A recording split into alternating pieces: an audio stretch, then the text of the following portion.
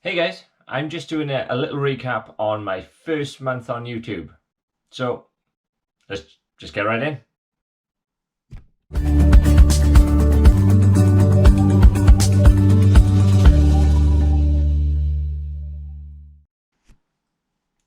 Hey, so if you don't know already, I'm H and I started YouTube the end of April, the start of May. It's now the end or coming to the end of July, and I just want to take this time to reflect basically on my YouTube journey and let you guys know about it, but then also give you a little insight to what YouTube is like and hopefully give you some tips, some tricks maybe, and just give you an overall understanding of what the first month of YouTube could be like if you want to start one. So firstly, I'm going to start off with a tip, purely because it was the first tip that I was given, and something that's still with me now and something that I encourage in my other videos as well.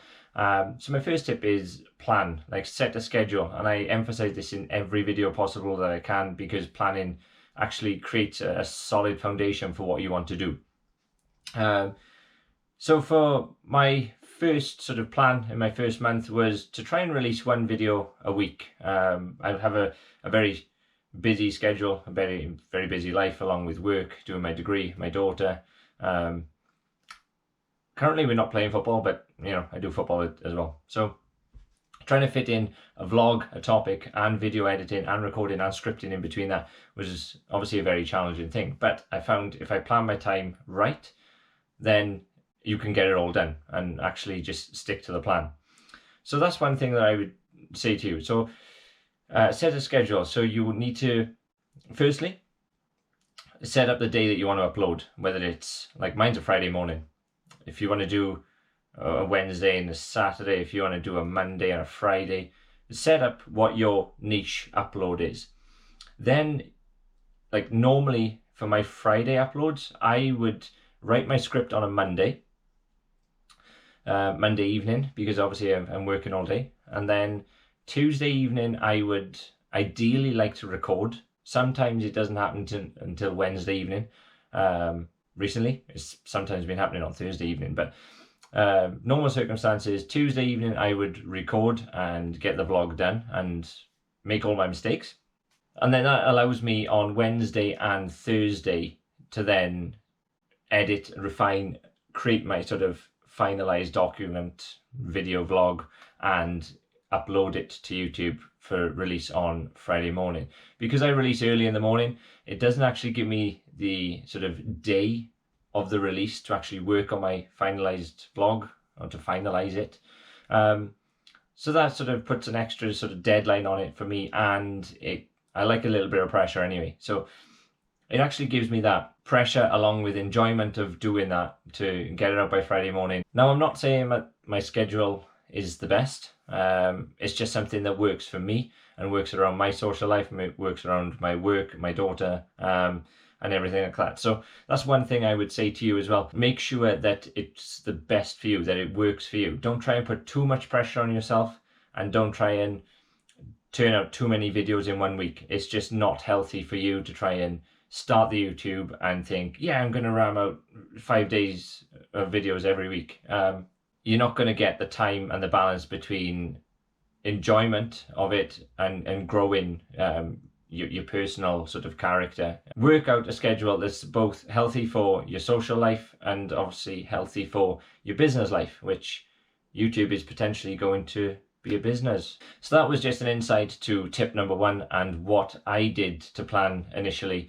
And like I said, you know my schedule now, so it's just about working out the schedule for you that'll help you grow and help your channel grow all as one. We'll go on to sort of step number two, or tip number two, and this is something that I really felt uncomfortable with at the start. The next step is tell people about your uploads, tell people that you're doing YouTube, tell people that just tell them everything. Talk about it. The more you talk about it, the more noise you'll create, the more views you'll get, the more people that will share, that will like, that will subscribe. Join Facebook pages. Follow people on Twitter that have similar interests. Follow the YouTube stuff on Twitter, on Facebook. Share it on all your socials. So your close friends, your friends of friends, your friends of friends of friends, your family. They'll all see what you're doing and all support you and give you advice and give you help if you need it. And they can spread the word for you even further. So tell people. That's my step number 2. And for anyone who's nervous, embarrassed, I was exactly the same as you. And you want your content out there and you want your content to succeed. So there's no point posting a video and then not telling anybody about it. Your video is going to get lost amongst the millions and millions and millions of videos that are on YouTube. So you want to be posting a video, then shouting about it.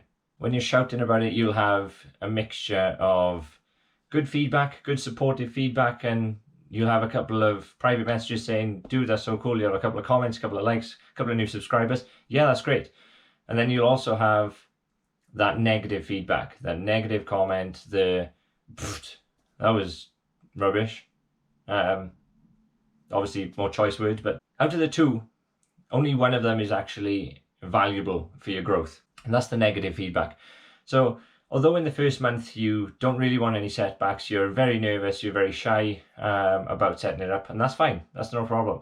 But the only way you'll grow out of that and actually become more confident in yourself to talk in front of the camera is by taking that negative feedback and thinking, what are they actually saying? If it's just non-constructive, obviously you can disregard that. But if someone's saying, you can do this a lot better by doing, something else, by having better lighting, by having a better scenery. I mean, I know I could, because I'm just in my bedroom, and yeah, it's what I need and what I have available to use. So it's about taking those negative feedbacks away and just analyzing them, see if you can adopt those and adapt them then to your future videos. So then you can create better content for your viewers and then gain more viewers and turn those negative heads into positive heads, and maybe, like I said, they'll like your future videos. So not all negative feedback is bad and not all negative feedback is negative. The biggest hurdle I found in my first month was actually getting started. My first month was terrible. I wanted to try and get content out there. I was rushing content through because I hadn't had the skills yet to edit. I didn't know anything about YouTube channel art and stuff like that. So I was very, very new to it all, and I just sort of threw a little sample video together for an intro and an outro. How I got started was I found an old GoPro Hero 3, which I had bought, maybe a year ago, maybe, I don't know when I bought it. But one day I think I was going out on a walk and I took the GoPro just to see what it was like, and I done an underwater test, etc, etc. One of my first videos, I think my first video was actually on the GoPro 3. I just thought to myself, well, why not try and vlog? I mean, everyone's vlogging at the minute. It's good. It's a good sort of video diary for my daughter as well as me, as well as she's growing up. So there's going to be like a video archive for her, and she can see herself growing up when she's older as well. So that was my initial thought behind it. But then I had the passion of, like, I love watching other people grow. I love sort of people growing within themselves and seeing somebody come from a very negative atmosphere and self-hating, for example, to then becoming this very positive person, vibrant person, and actually succeeding in life. So that's something that I really love to see and love to encourage people and motivate people to do.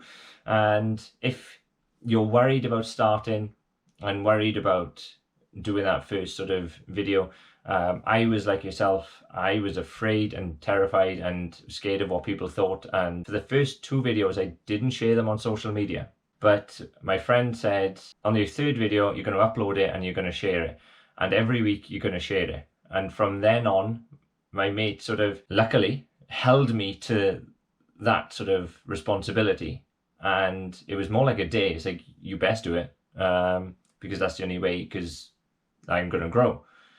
And yeah, he made me grow, definitely. And although I was nervous and shy, like I said, I'm exactly the way you're feeling if you're just about to start a YouTube channel of your own. But if your passion is strong enough and you have regular topics and good content, then be sure to just trust in yourself, trust in your social media to grow, and trust in YouTube's algorithm to show your videos when you post more and more, and you'll slowly grow. So now you're saying, what do I need to get started? Because that's the common question that I get, is about what gear do I use? And it's simple. I mean, if I could flip it around, I don't have a second camera anymore. I bought a GoPro Hero 8.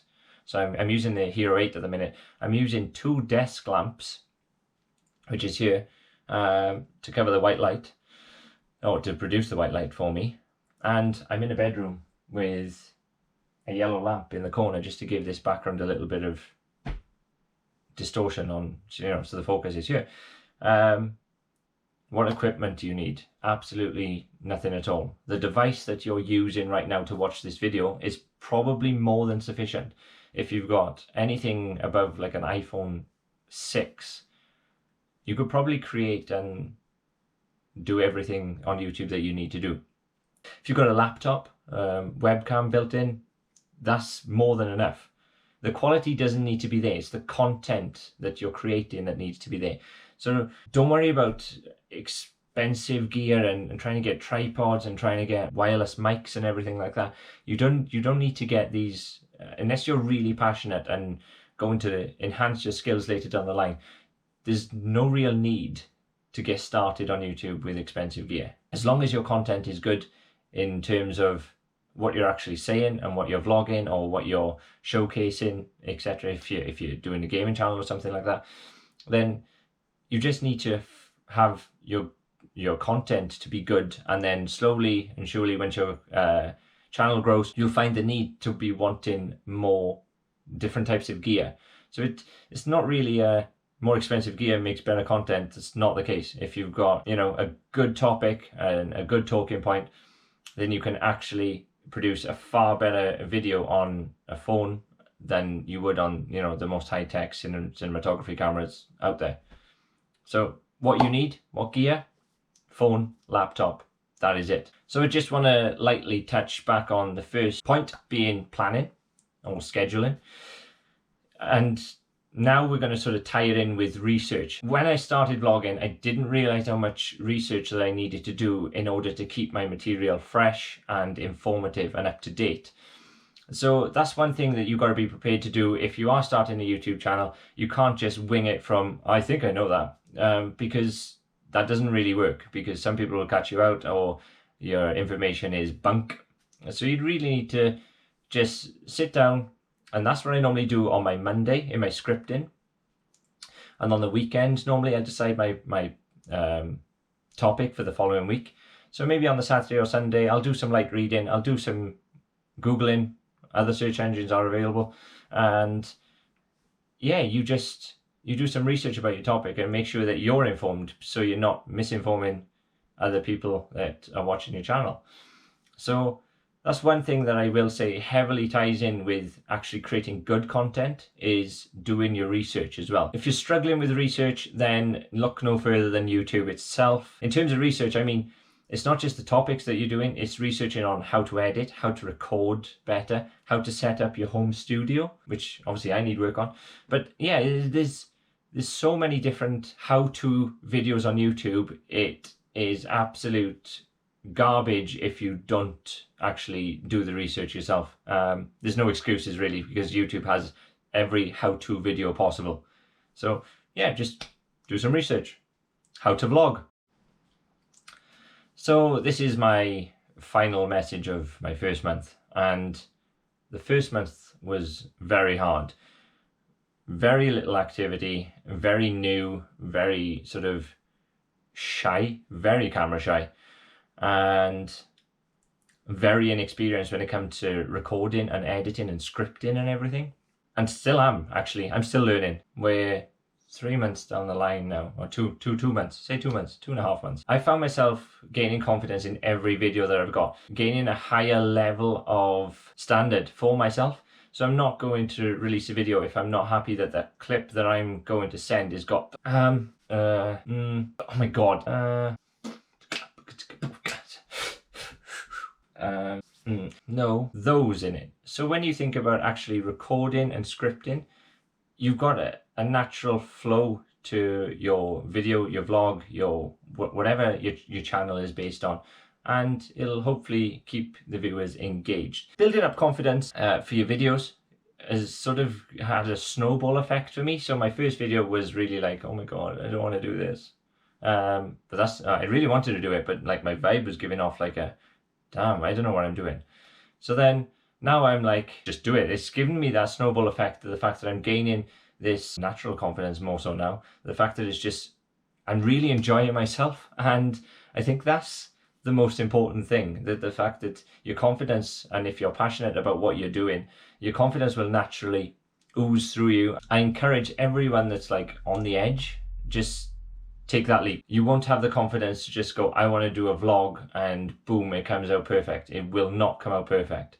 It will go horribly wrong, and you will learn so much from that first horribly wrong video. And I promise you, that is the best way to learn. You want to learn by making mistake after mistake after mistake and thinking, how can I make it better? Don't get disheartened by all the videos that you're posting and then you get in a lack of views. So don't get disheartened if your views don't come. You could post on a Monday morning, and then by 2 months later you still only got, say, 50 views.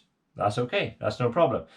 You'll slowly but surely grow by posting regular and good content. I can only speak for myself by saying one video will be great, and then the next 3 videos will drag, and then the next video after that will be huge. From 1 week to the next, you'll have really good content and really good active subscriber watching and good watch hours, etc. If you go into analytics, you'll have really good overall sort of feedback, and then the next week you'll have nothing.